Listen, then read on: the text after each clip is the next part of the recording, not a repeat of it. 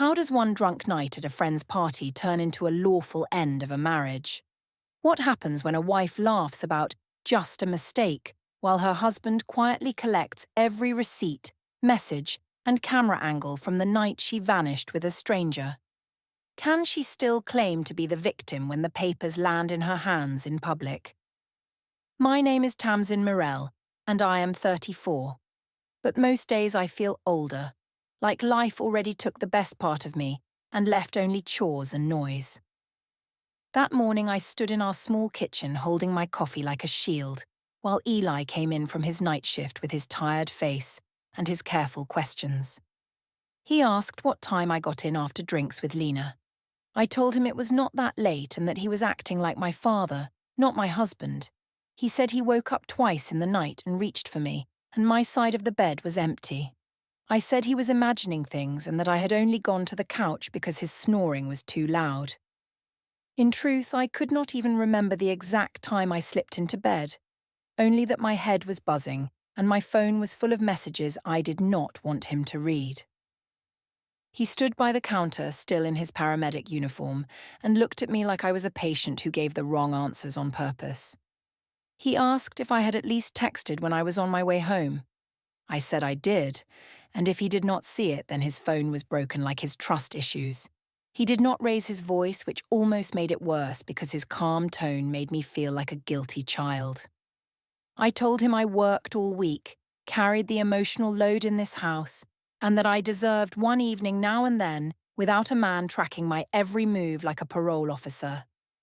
He said he worried because he sees bad things at work and he cannot just turn it off. I said that was not my fault, and maybe he should see a therapist instead of using me as his coping strategy. While we talked, I noticed two mugs on the counter, one near him and one far from me, like a little map of our distance.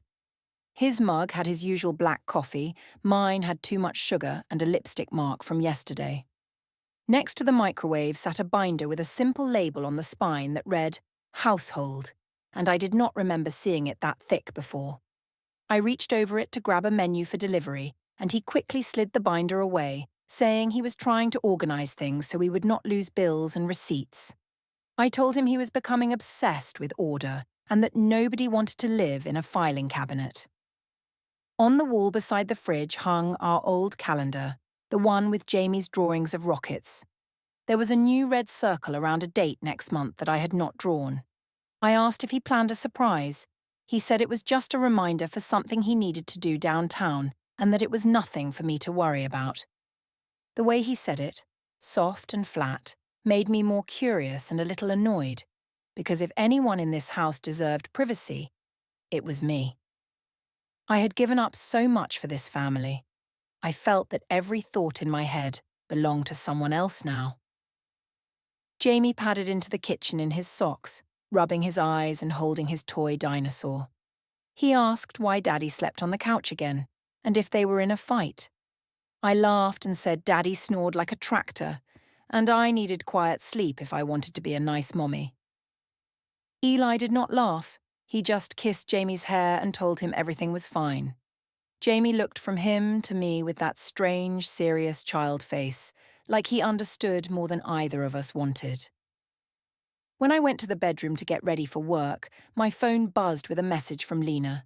She wrote that her party on Saturday would be big and wild and that partners were welcome in theory, but that she hoped I came alone so we could actually have fun. I typed that Eli had become weird and clingy since he started that new rotation, and that he would probably want to pick me up at 10 like some curfew cop.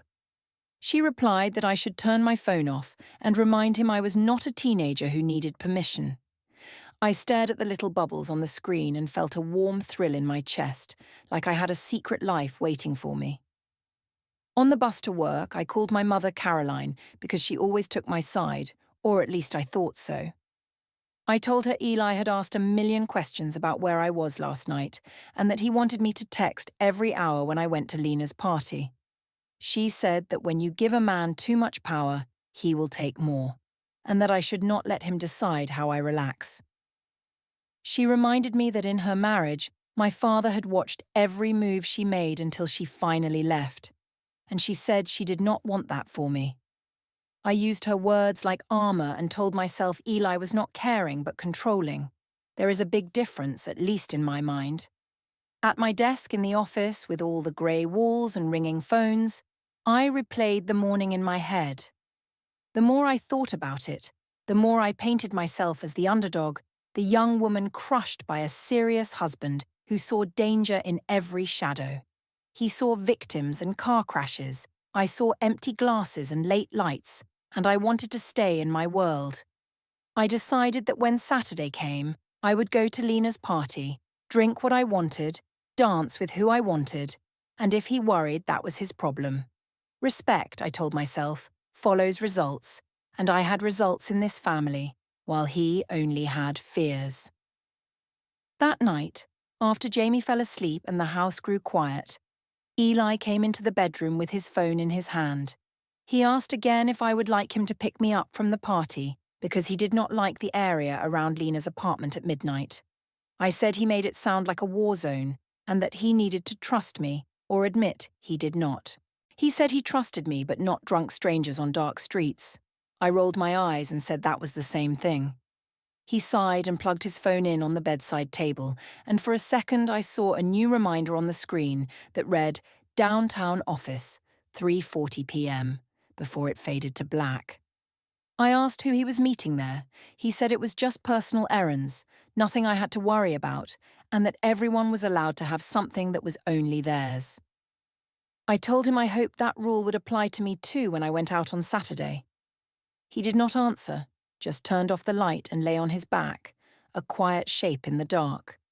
I stared at the ceiling and thought how nice it would feel to walk into a room where nobody knew me as just Eli's wife and Jamie's mom. I wanted to be the version of myself that made people stare and laugh and lean closer, not this tired woman who argued about calendars and binders. In the morning, while he rinsed his coffee mug and I searched for my keys, my phone lit up on the counter. A preview of a text from Lena slid across the screen, bright and sharp, with the words, "No spouses, no rules Saturday," and a string of laughing faces. At the same moment, out of the corner of my eye, I saw Eli lift the red marker and quietly circle another date on the calendar. On Saturday, I woke up early, even though it was my day off, because my mind already sat at Lena's party and pulsed with music that had not started yet. Eli made breakfast in the kitchen, moving slowly in that quiet way he had after a hard shift, and I watched him crack eggs while I thought about dresses and eyeliner instead of food. He asked if I was still going to the party or if I wanted a quiet night, and I said that I needed fun to stay sane and that my friends missed me. He said he could drive me there and pick me up, and I said that I was not a child in high school and could handle a rideshare. He asked if I could at least send a message when I was ready to come home, and I said he was already planning to be mad, and that ruined the mood. During the day, I pretended to tidy the apartment, but really I was trying on outfits in my head, testing which version of myself I wanted people to see. I told myself I deserved to feel wanted after years of feeling like background noise next to Eli's stories about accidents and emergencies. Jamie played with his toy cars at the coffee table, and he asked why I was putting on makeup so early, and I told him I was going to a grown-up party later and would be home before he woke up. He asked if Daddy was going too, and I said Daddy did not like fun, and I heard Eli pause in the hallway when I said that. I still think I was right in that moment, because someone had to say out loud that his constant worry felt like a cage. In the late afternoon, I showered and painted my face until I could not see the tired woman from the kitchen anymore. I chose a dress that hugged me enough to remind people I had a body under the laundry and school forms, and I told myself that any attention I got was just proof that I was not dead yet. Eli stood by the bedroom door and said I looked nice, and I said he should try saying that without sounding surprised. He asked again what time the party would end, and I said parties did not run on his shift schedule, and that he could go to bed whenever he liked. He nodded and said he would keep his phone on in case I needed anything, and I rolled my eyes hard enough to hurt. When the rideshare arrived, Jamie clung to my leg for a moment and asked if I would come back this time before the sun came up. I laughed and said he was dramatic, and that I had only ever stayed out late once, and that Daddy had made a big show about it. Eli told him that Mommy was going to have fun and that they would be here when I came back, and his voice sounded flat and careful. I stepped into the car and checked my reflection in the window, admiring how the city lights started to catch my eyeliner. As we drove, I scrolled through my messages and sent Lena a note that I was on my way and ready to forget I had a family for one night. Lena's apartment already thumped with bass when I arrived, and the hallway smelled like perfume and cheap beer. Inside, the living room was crowded with bodies and laughter and blinking coloured lights, and for a moment it felt like stepping into an old life I had misplaced. Lena hugged me and said she was proud I came alone, and I said someone had to show the married women they could still be fun. She introduced me to a few people, and I let my smile grow wider each time someone acted surprised that I had a 7-year-old at home. I told myself that their surprise meant I was still interesting, not just a mother who packed lunches and argued about bedtimes. Early in the night, I noticed a man leaning against the kitchen counter, holding a drink and watching the room with lazy eyes. Lena said his name was Jonas, and that he was a photographer friend of a friend who was in town for a few weeks. He said I did not look like someone who settled down, and I said maybe I had settled too soon and was now paying for it. He laughed and said he could tell I needed a night off from whatever waited at home, and I liked how he made it sound like I was some kind of secret star hiding in a small life. Every time he drifted away and then back toward me, I felt more sure that he had chosen me out of all the faces in that room, and that felt like a prize. Drinks kept appearing in my hand, some from Lena, some from Jonas, and I stopped keeping track after the third. I told a small circle of people that Eli hated parties and thought loud music meant trouble, and they laughed and said he sounded like a strict uncle, not a husband. Someone asked how he would react when he saw me dancing like this, and I said he would probably call every person I knew and then patrol the streets like some sad movie hero. Each time my phone buzzed in my bag, I felt a little spike of power, knowing Eli was probably checking in, and I chose not to answer. I told myself that ignoring him would teach him to trust me or leave, and I felt brave for pushing that line. Later, on the small balcony, the air was cooler and smelled of city smoke. Jonas came out and stood close, and he said he liked that I was not one of the girls glued to her boyfriend's side. I said my husband trusted me and that was why he stayed home, but then I laughed and added that maybe he trusted me more than he should. He said I deserved someone who saw me as more than a mother and a list of chores, and I felt tears sting my eyes before the alcohol swallowed them. When he leaned in, I did not lean away, because for once I wanted to act instead of only react. Inside, the room spun softer and warmer, and the line between dancing and leaning into him grew thin. I do not remember every step, but I remember my body pressing against his, and the way Lena cheered and someone raised a plastic cup in the air. My phone buzzed again and again in my bag, and I convinced myself it was only Lena tagging me or someone sending a meme. When Jonas offered to get a car to somewhere quieter, he said I looked tired but wired, and that I should not go home like this. I nodded and told myself that I was just going to lie down and sleep, and that nobody could blame a drunk woman for choosing a hotel over a long ride. The rideshare to the hotel felt slow and thick, and the city lights smeared across the windows. Jonas talked about nothing and everything, and I laughed too loud, telling him stories about Eli's rules and strict routines. He said I deserved better than a man who counted my drinks, and I let that line settle deep into my chest like truth. When we stepped into the hotel lobby, the bright light made my head swim, and I clung to his arm more for balance than romance, or at least that is what I told myself. I did not think about cameras or records or what a person might see if they watched us walk to the elevator together. I remember the soft ding of the elevator and the hallway carpet and his keycard sliding in with a green light, and then everything becomes a blur of dark shapes and heavy sleep. I still claim to myself that I blacked out, that I did not choose what happened next, because that story feels kinder than the idea that I walked into that room with open eyes. When I woke up, my head pounded and my mouth tasted stale, and Jonas was already pulling on his shirt near the window. He said I had really needed to let go, and I said my husband would die if he knew I had not come home last night. He shrugged and said, "Husbands get over things," and I told myself that what he did not know would not hurt him, even though my stomach twisted. I dressed in silence and ordered a car to Lena's place, thinking I could pretend I had fallen asleep on her couch. On the way there, I turned my phone back on and saw a wall of missed calls and messages from Eli, but I scrolled past them so fast they blurred. I told myself I would deal with his panic later, that he would be angry but would calm down once he saw I was fine. When I finally stepped into Lena's kitchen, the apartment was quiet and smelled like stale beer and cleaning spray, and my head hurt too much to think straight. I poured a glass of water, and as I raised it to my lips, my phone lit up with a new notification that made the room tilt again. On Monday morning, I walked into the office feeling like my skull was made of glass and someone was tapping on it with a spoon.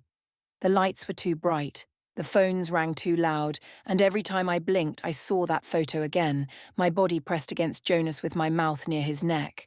I told myself it was just one picture and that people got drunk all the time, but my stomach still clenched when I opened my email.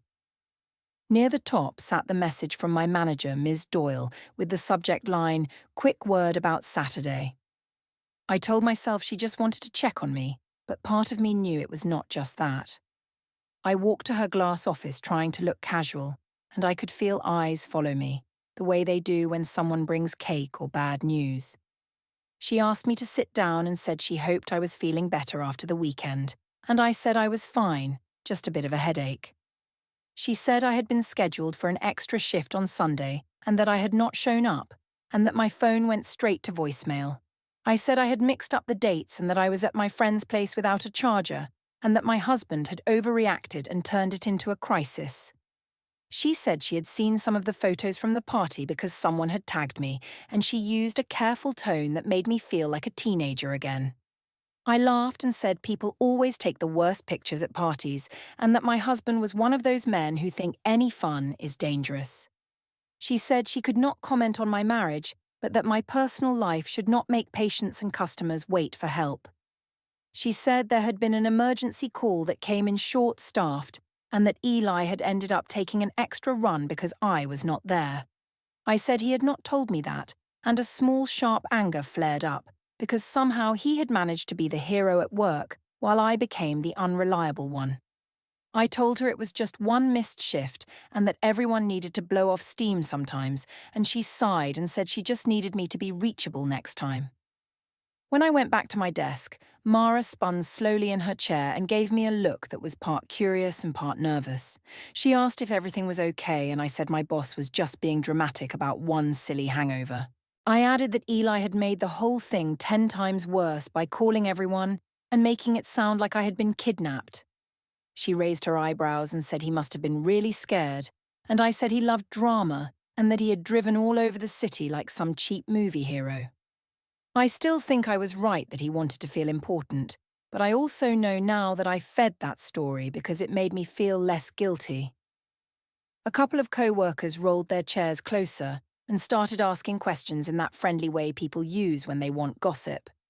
I told them I had just fallen asleep at a friend's place and that my phone died, and that Eli called Lena, then my mother, then every hospital, as if one woman staying out meant disaster.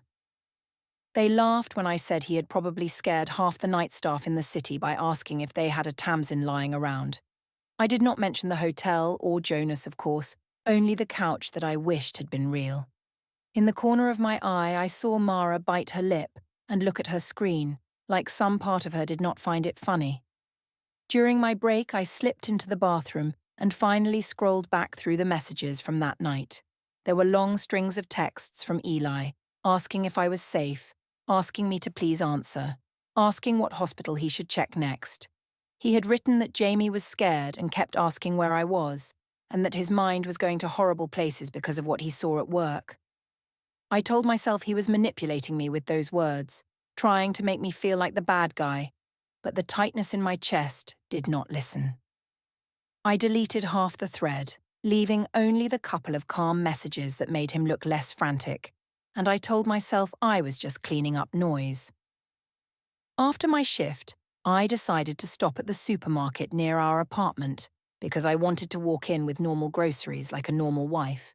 I thought if I made dinner and smiled at Jamie, the whole thing would drift into the past like every other argument we had survived. The aisles were crowded, and I moved slowly, tossing pasta and sauce into the cart, practicing light, casual answers in my head. At the end of the cereal aisle, I saw Eli turning onto the main row, pushing a cart with a neat list clipped to the front. My first instinct was to hide, but he had already seen me, and there was no clean exit. He walked over and said he had been about to call, and he asked if we could talk for a minute. I said we were talking now and that we could talk at home, but he said he did not want to argue in front of Jamie again. His voice stayed low and even, and that bothered me more than if he had shouted. He said he had gone to 3 hospitals and called the non-emergency police line when I disappeared because my phone location had pinged near an emergency department first. I said he made it sound so noble and that he was leaving out how he had blown up my friends' phones like a jealous boyfriend. He said he did not care if I went to parties, but that he needed to understand why my location later showed a hotel downtown where I had never mentioned going. I felt my cheeks burn and said his app must be broken and that he was seeing things he wanted to see. He said he had checked the rideshare history and the car had gone from Lena's building to that hotel and that he just wanted me to explain. He spoke so calmly that people passing by barely noticed, but I could not stand how reasonable he sounded. I raised my voice and said he was stalking me and treating me like property and that anyone overhearing would think he was crazy. A woman with a basket slowed near us, pretending to look at canned soup, and a teenage girl in the next line held her phone at an angle that made me uneasy. I told myself she was checking her messages, but I also saw the tiny red light that meant she was filming. Eli noticed too and took a small step back, lowering his voice even more as he said he was not trying to attack me, only to protect our family. I said he was making me look unstable and that if he kept it up, I would tell everyone he had anger problems. He stared at me for a long moment, then reached into his pocket and pulled out his phone. And for a split second, I saw a spreadsheet on the screen with dates and little notes before he locked it. He said quietly that he needed to remember things clearly these days because the story kept changing, and I laughed harshly and said only liars needed notes.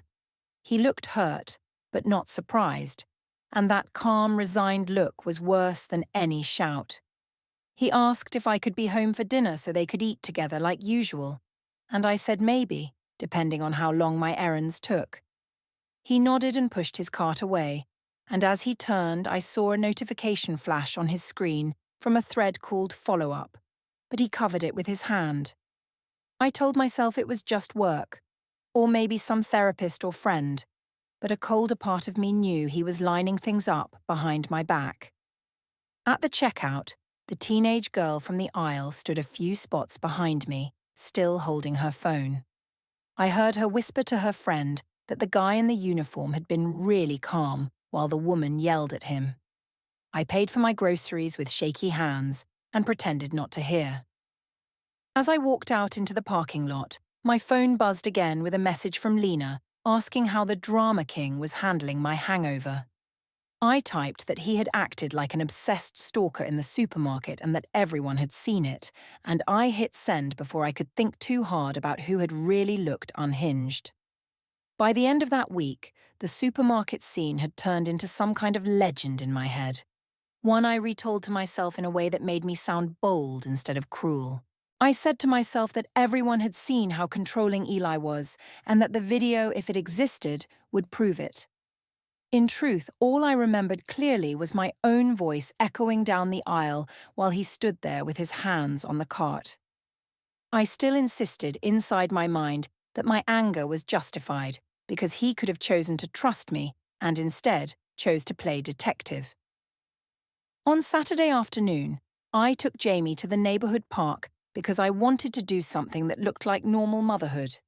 The air was warm and smelled like cut grass, and children ran everywhere shouting and climbing, while parents sat on benches staring at their phones.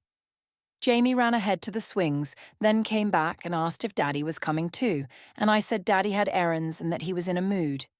He asked if Daddy was still mad about the night I did not come home, and my chest tightened the way it did every time anyone said those words out loud.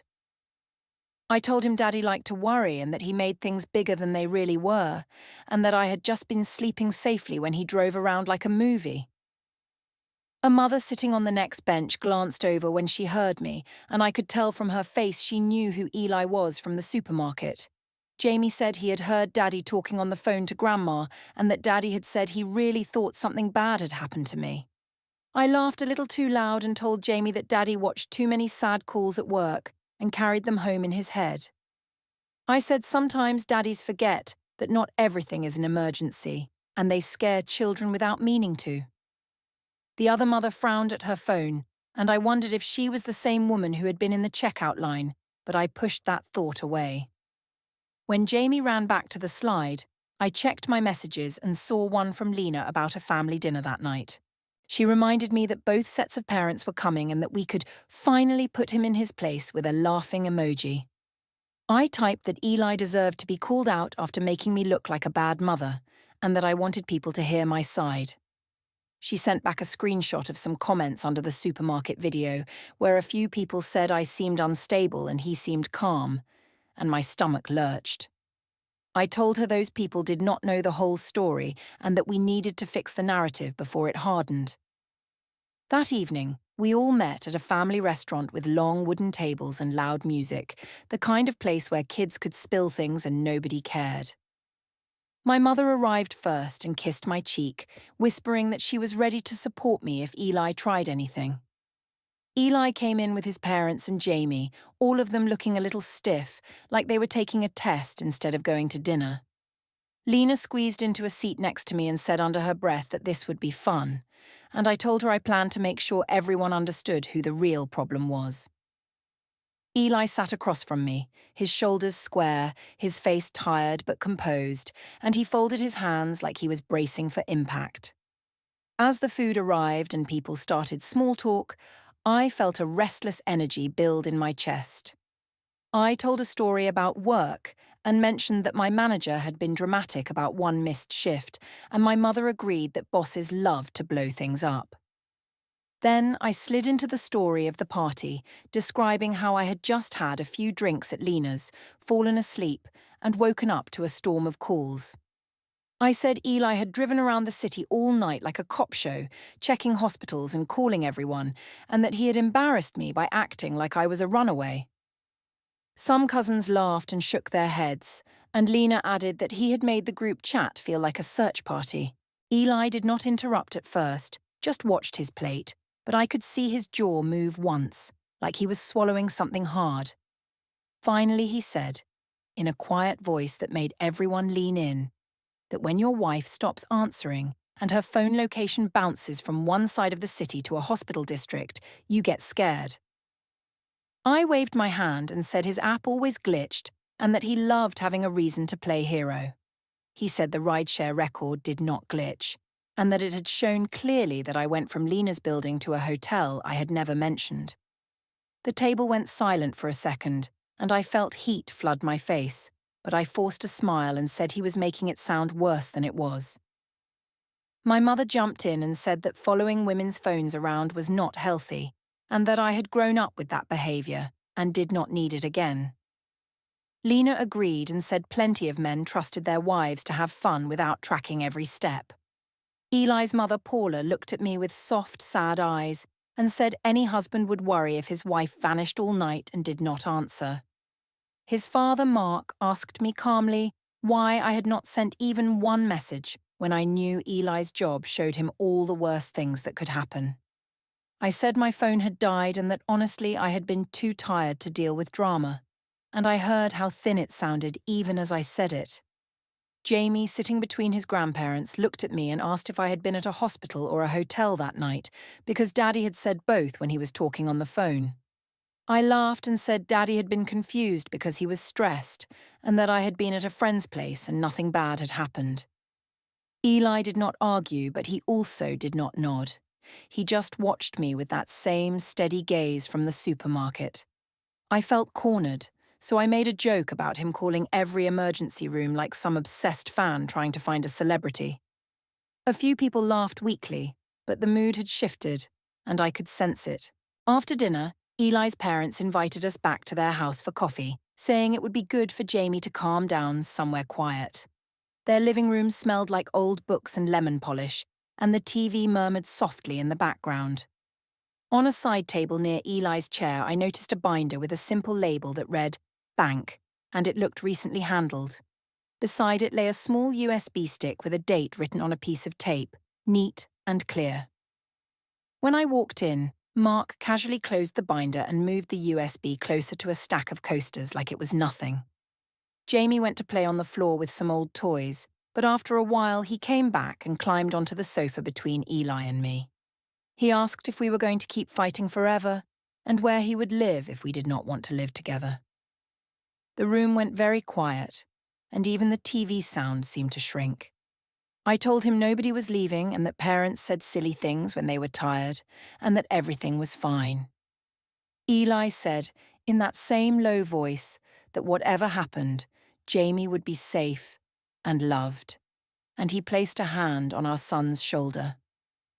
Out of the corner of my eye, I saw Eli's phone light on the coffee table with a notification that said, File uploaded successfully, and he reached over to turn it face down. I asked what he was working on, and he said only that he was making sure important things did not get lost. My mother shifted in her chair, suddenly less sure, and Paula watched me with a kind of patient sadness that made my skin itch. I felt like the whole room had moved just one step away from me without standing up. I still told myself that if people were turning against me, it was only because Eli had learned how to play the quiet victim. When we finally got up to leave, Jamie clung to Eli for a long hug and then turned to me with wide eyes. He asked again, in a small voice that cut deeper than any adult question, who he would live with if we stopped being a family. For a moment nobody answered, and in that silence I heard my own heart pounding louder than the TV. That night in our bedroom, I told Eli he should stop talking to his parents about our problems because it made me look weak. He sat on the edge of the bed, phone face down, and asked if I would tell him the truth about the hotel. I said there was nothing to tell and that he was digging for drama. His alarm flashed, paper drop, 10:05 a.m., before he killed it, and when I mocked the name, he said he would handle everything properly now for Jamie's sake. On Thursday, he asked me to meet him at the courthouse lobby for what he called a talk about next steps, and I walked in ready to cry at the right time and call him cruel if he mentioned leaving. Before I could start, a stranger said my full name, pressed an envelope into my hands, and stated I had been served with a divorce petition and temporary custody and financial orders, while Eli stood a few steps back with his parents calm and tired.